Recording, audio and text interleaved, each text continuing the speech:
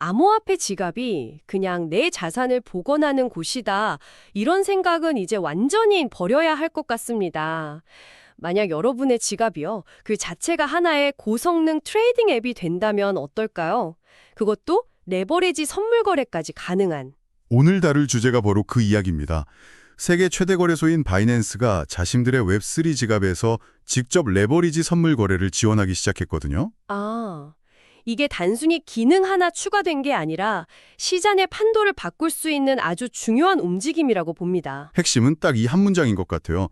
이제 선물 거래를 하려고 거래소에 내 코인을 맡길 필요가 없다. 맞습니다. 내 자산은 내가 직접 통제하면서 기존에는 그 중앙화 거래소의 폐쇄된 서버 안에서만 가능했던 그런 고위험, 고수익 파생 상품 거래를 할 수 있게 된 거잖아요. 네, 그렇죠.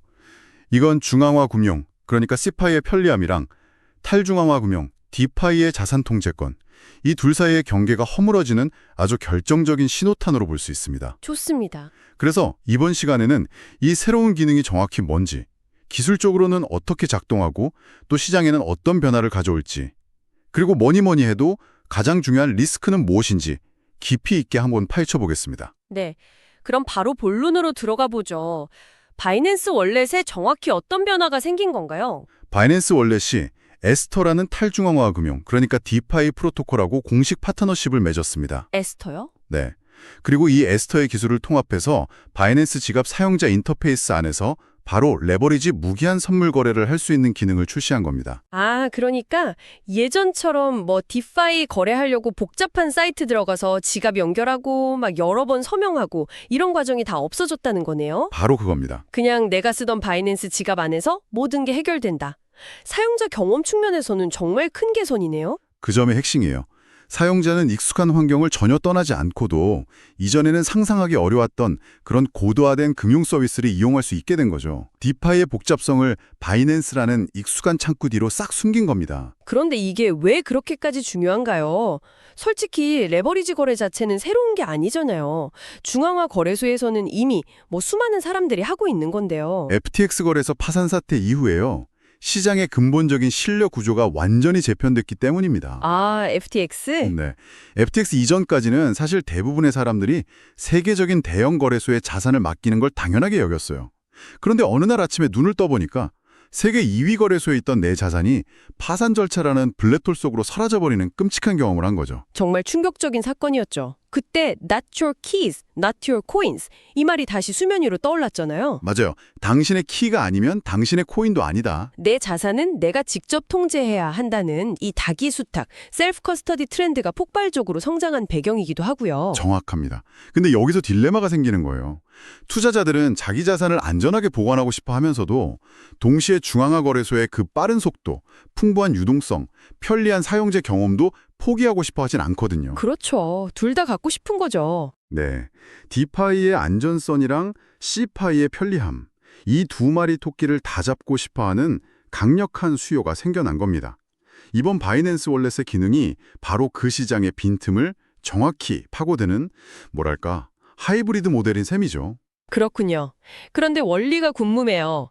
내 자산은 제 지갑에 그대로 있는데 어떻게 레버리지를 일으켜서 거래가 체결되는 거죠?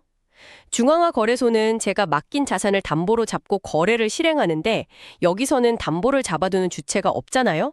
여기서 이제 핵심적인 역할을 하는 게 바로 파트너사인 에스터의 스마트 컨트랙트 기술입니다. 아, 사용자는 그냥 익숙한 바이낸스 월렛 화면에서 주문을 넣고 레버리지를 설정하지만 실제 거래 체결이나 증거금 관리, 그리고 청산 관리는 BNB 스마트 체인 위에서 투명하게 작동하는 에스터의 온체인 인프라를 통해 이루어집니다. 조금 더 구체적으로 설명해 주실 수 있나요? 이렇게 생각하시면 쉬울 것 같아요. 여러분의 자산은 절대 지갑 밖으로 나가지 않습니다. 네. 대신에 이 거래에 한해서 내 USDT 중 일부를 담보로 사용해도 좋다고 허가하는 거래에 서명을 하는 거예요. 아, 허가만 하는 거군요. 네. 그러면 에스터의 스마트 컨트랙트가 그 허가를 받고 일종의 중립적이고 자동화된 에스크로 역할을 수행하게 되죠. 시장 가격을 계속 지켜보다가 만약 포지션이 청산되어야 할 상황이 오면 바이낸스나 에스터 팀 같은 중앙 주체의 개입 없이 그냥 코드에 따라서 자동으로 청산을 실행합니다. 누구도 여러분의 자산을 직접 통제할 수 없는 구조인 거죠. 아, 이제 이해가 되네요. 자산의 소유권을 넘기는 게 아니라 특정 조건 하에서 자산을 사용할 권한만 스마트 컨트랙트에 위임하는 방식이군요. 정확합니다. 보안 측면에서는 확실히 뛰어나겠네요. 근데 반대로 성능 측면에서의 트레이드오프는 없나요?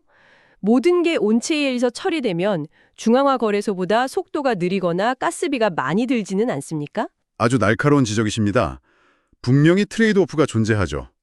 초단타 스캘핑처럼 정말 수 밀리초 단위의 속도가 중요한 거래에는 여전히 중앙화 거래소가 유리할 수 있습니다. 네. 하지만 에스터 같은 최신 디파이 프로토콜들은 기술적인 발전을 통해서 가스비를 최소화하고 거래 속도를 크게 개선했어요. 그래서 일반적인 스윙 트레이딩 관점에서는 CX랑 거의 차이를 느끼지 못할 수준까지 올라왔다고 볼 수 있습니다. 약간의 속도를 포기하는 대신 완전한 자산 통제권이라는 거대한 이점을 얻는 셈이군요. 바로 그거죠. 여기가 정말 흥미로운 지점인데요. 도대체 어떤 자산들을 거래할 수 있나요? 암호화폐만 가능한 건 아니라고 들었거든요. 네. 기본적으로 비트코인, 이더리움, 그리고 USDT, BNB 같은 주요 암호화폐 자산을 거래할 수 있습니다. 여기까지는 일반적인 디파이 플랫폼과 비슷하죠. 네. 하지만 여기서 그치지 않습니다. 또 뭐가 있죠? 에스터는 주식과 연동된 무기한 계약도 제공합니다. 자료를 보니까 애플, 엔비디아처럼 시장을 주도하는 개별 주식은 물론이고 나스닥 100 지수를 추종하는 QQQ ETF 연계 계약까지 거래가 가능합니다. 잠깐만요. 그럼 지금 제 암호화폐 지갑에 있는 USDT를 증거금으로 써서 24시간 내내 엔비디아 주가의 등락에 베팅하는 파생 상품 거래를 할 수 있다는 건가요? 네, 가능합니다. 나스닥 시장이 닫혀 있는 시간에도요? 그럼 가격은 어떻게 결정되죠?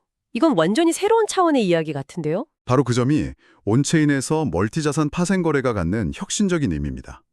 가격은 체인링크 같은 신뢰할 수 있는 오라클 네트워크를 통해 실시간으로 공급받고요. 아, 전통 금융시장의 자산과 디지털 자산 시장이 국경도, 거래 시간의 제약도 없는 하나의 온체인 플랫폼 위에서 결합되는 겁니다. 이건 정말 거대한 변화죠. 계속 언급되는 에스터라는 플랫폼이 궁금해지네요.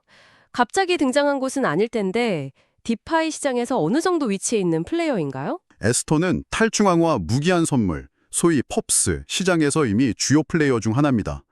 24시간 거래량 기준으로 보면 항상 상위권을 차지하고 있죠. 아, 이미 강자군요. 네, 특히 하이퍼리퀴드 같은 다른 강력한 경쟁자들과 치열하게 경쟁하면서 이 시장의 기술적 성장을 이끌고 있습니다. 바이낸스가 여러 플랫폼 중에서 굳이 에스터를 선택한 이유가 있을 것 같은데요? 좋은 질문입니다. 여러 이유가 있겠지만 가장 큰 요인 중 하나는 에스터가 BNB 스마트 체인 생태계에 깊이 뿌리 내리고 있다는 점입니다. 아, 자기들 생태계. 그렇죠.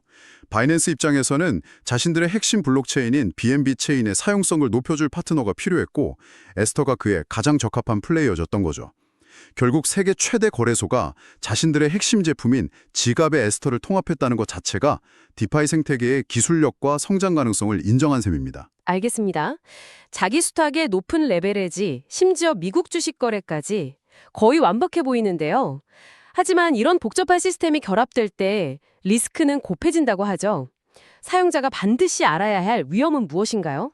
물론입니다. 장밋빛 미래만 있는 건 아닙니다. 몇 가지 중요한 제약과 또 치명적인 리스크가 있습니다. 네. 첫째는 기능적 제약인데요. 이 기능은 현재 웹 버전 바이낸스 월렛에서만 사용 가능하고 아직 모바일 앱에서는 지원되지 않습니다. 그리고 현재로서는 BNB 스마트 체인 사용자에게 한정된 기능이라는 점도 아쉬운 부분이죠. 거래 자체의 위험도 짚어봐야 할 것 같습니다. 편리해진 만큼 더 위험할 수도 있잖아요. 당연합니다. 첫 번째는 모두가 아는 레버리지 리스크입니다. 적은 증거금으로 큰 포지션을 잡을 수 있지만 반대로 급격한 가격 변동 시에는 아주 빠르게 포지션이 강제 청산될 수 있죠. 증거금 전부를 잃을 수 있습니다. 접근이 쉬워진 만큼 더 충동적으로 투자할 수도 있겠네요. 바로 그 점이 위험하죠. 그리고 디파이 고유의 리스크도 더해집니다. 바로 스마트 컨트랙트 리스크입니다. 아, 코드의 위험성. 네, 모든 거래가 코드로 이루어지기 때문에 그 코드에 혹시 모를 버그나 취약점이 존재하면 해커의 공격으로 자산이 탈취될 수 있습니다. 에스터 코드가 여러 번 감사를 받았다고 해도 100% 안전한 코드는 세상에 존재하지 않거든요. 또 다른 리스크는 없나요? 에스터 플랫폼 자체의 운영 리스크도 고려해야 합니다. 예를 들어 가격 정보를 제공하는 오라클에 문제가 생기거나 유동성 풀이 갑자기 고갈되는 문제가 발생할 수 있죠. 그리고 가장 중요한 점은 바로 책임 소재입니다. 바이낸스가 이 서비스를 직접 운영하거나 보증하는 게 아니라는 점을 반드시 명심해야 합니다. 아, 그건 바이낸스 서비스가 아니라는 거군요. 그렇죠. 사용자는 바이낸스라는 편리한 창구를 통해 에스터라는 제3의 프로토콜에 접속하는 것뿐입니다. 거래 과정에서 발생하는 모든 손실과 문제에 대한 책임은 전적으로 사용자 본인에게 있습니다. 바이낸스는 절대 당신의 손실을 보상해주지 않습니다. 자, 그럼 이 모든 점들을 연결해 보면 어떤 미래를 그려볼 수 있을까요? 이 변화가 우리에게 어떤 의미를 던지는 걸까요? 덧한 그림에서 보면요. 우리는 지갑의 본질적인 진화를 목격하고 있는 겁니다. 지갑의 진화요? 네, 지갑이 단순한 자산 보관소를 넘어서 트레이딩 앱이자 모든 금융 활동의 중심 허브가 되는 금융 슈퍼 앱으로 변모하는 과정의 초입에 서 있는 거죠. 업계에서는 이걸 온체인 네오 브로커리지의 시작이라고 부르기도 합니다. 사용자들이 중앙화 거래소 CX에서 코인을 산 뒤에 그걸 자기 지갑으로 옮기고 그 지갑에서 곧바로 온갖 디파이 서비스를 이용하는 새로운 경로가 열리는 거군요. 바로 그렇습니다. 예전에는 모든 것의 중심이 CEX였다면 이제는 월렛, 지갑이 그 중심 역할을 대체하는 흐름이 만들어지는 거죠. 와, 그리고 이건 기존 중앙화 거래소들에게 매우 중요한, 어쩌면 실존적인 질문을 던집니다. 만약 지갑이 중앙화 거래소의 모든 기능, 심지어 파생상품 거래까지 더 안전하고 투명하게 수행할 수 있게 된다면 미래의 중앙화 거래소의 역할은 어떻게 될까요? 그냥 법정 화폐를 입출금해주는 단순한 관문 역할로 축소될 수도 있겠네요. 그럴 가능성이 충분히 있습니다. 모든 고마진 거래 활동은 사용자의 지갑, 즉 금융 슈퍼 앱으로 옮겨가고 CX가 쌓아 올렸던 유동성의 성벽은 서서히 허물어질 수 있다는 뜻입니다. 중앙화와 탈중앙화 금융의 경계가 허물어지면서 여러분의 암호화폐 지갑이 그 어느 때보다 강력한 금융도구가 되어가고 있다는 점을 확인해 봤습니다. 단순히 자산 보관만 하던 시대는 이제 정말 끝난 것 같네요. 마지막으로 청취자 여러분께 생각해 볼 질문을 하나 남겨드리고 싶습니다. 이처럼 강력하고 복잡한 금융 도구들이 지갑을 통해 클릭 몇 번만으로 손쉽게 접근 가능해질수록 그에 따르는 엄청난 리스크를 이해하고 자신의 자산을 온전히 관리해야 하는 우리 각자의 책임감과 금융 이해력은 과연 어떻게 함께 진화해야 할까요? 시청해 주셔서 감사합니다.